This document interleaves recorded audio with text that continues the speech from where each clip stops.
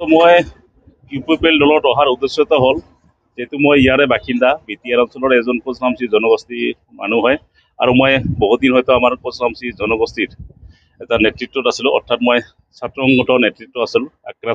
আক্ৰাচুৰ মই আঞ্চলিক পৰ্যায়ৰ পৰা লিডাৰ হোৱা মানুহ, জিলা পৰ্যায়তো 3বাৰ সভাপতি আছিলোঁ।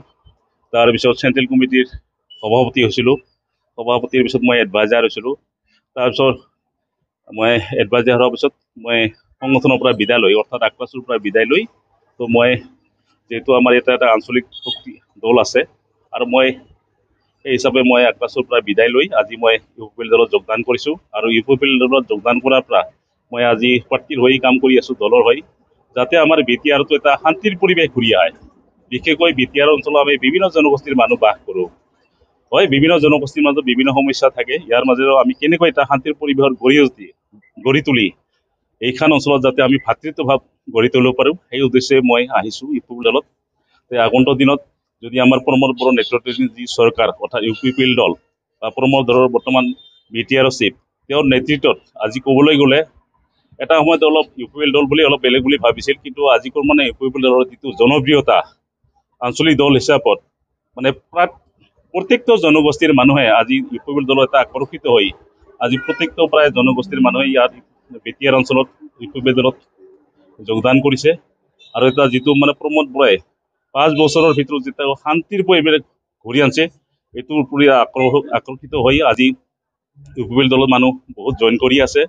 আৰু যাৰ ফলত মই ভাবোঁ আগন্তুক দিনত এই ইউপিপিএল দলে বিটিআৰ অঞ্চলত যি এটা প্ৰমোদ বড়োৰ নেতৃত্ব লৈছে, শান্তিৰ পৰিৱেশ ঘূৰি অনাৰ লগে লগে এইখন অঞ্চলত বিভিন্ন জনগোষ্ঠীৰ সমস্যা আছে, তেওঁ কেনেকৈ এই সমস্যাসমূহ সমাধান কৰিব পাৰে, যাতে আমি ইয়াত বিটিআৰ অঞ্চলত যিহেতু 26টা জনগোষ্ঠীৰ মানুহ বাস কৰোঁ, যাতে আমি সকলোৱে মিলি ভাতৃত্বভাৱ গঢ়ি তুলি আগন্তুক দিনলৈ এটা স্থায়ী শান্তিৰ জৰিয়তে আমি এইখন অঞ্চলত যাতে আমি বিটিআৰ অঞ্চলত এটা শান্তিৰ পৰিৱেশ জেগা যাতে আমি ভাৰতৰ লগতে অসমৰ মানে অঞ্চললৈকে যাতে আমি বিয়পাব পাৰোঁ, এই উদ্দেশ্যে ৰাখি আমি এতিয়া ইউপিপিএল দলত কাম কৰি আছোঁ। মই ভাবোঁ আগন্তুক দিনত যি আমাৰ বিটিআৰ ইলেকশ্যন হ'ব, প্ৰমোদ বড়োৰ নেতৃত্বাধীন ইউপিপিএল দলে আৰু নিশ্চয় আমাৰ চৰকাৰ গঠন কৰাৰ প্ৰক্ৰিয়া প্ৰায় সম্ভাৱনাই হৈ গৈছে।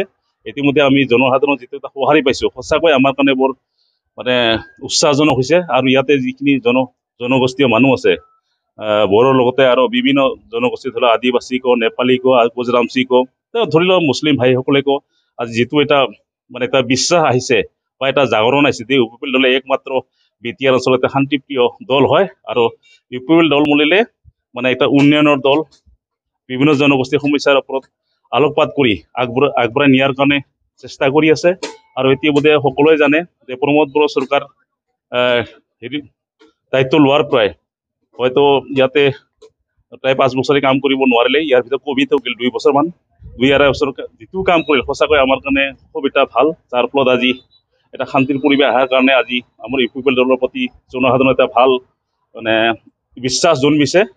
সেইকাৰণে আমি ইউপিপিএল দলে পুনৰ যে চৰকাৰ গঠন প্ৰমোদ বড়োৰ নেতৃত্বাধীন চৰকাৰে এইটো প্ৰায় নিশ্চিত হৈ পৰিছে, খালি আনুষ্ঠানিকতা বাকী। আৰু ইতিমধ্যে প্ৰায় 23টামান চিট আৰামছে জিকি যাব ইউপিপিএল দলে। গতিকে আমি ইউপিপিএল দলে মানে প্ৰমোদ বড়োৰ নেতৃত্বাধীন আমাৰ বিটিআৰ চৰকাৰ গঠন হ'ব, প্ৰমোদ বড়োই চিফ হ'ব। তো এইখিনিয়ে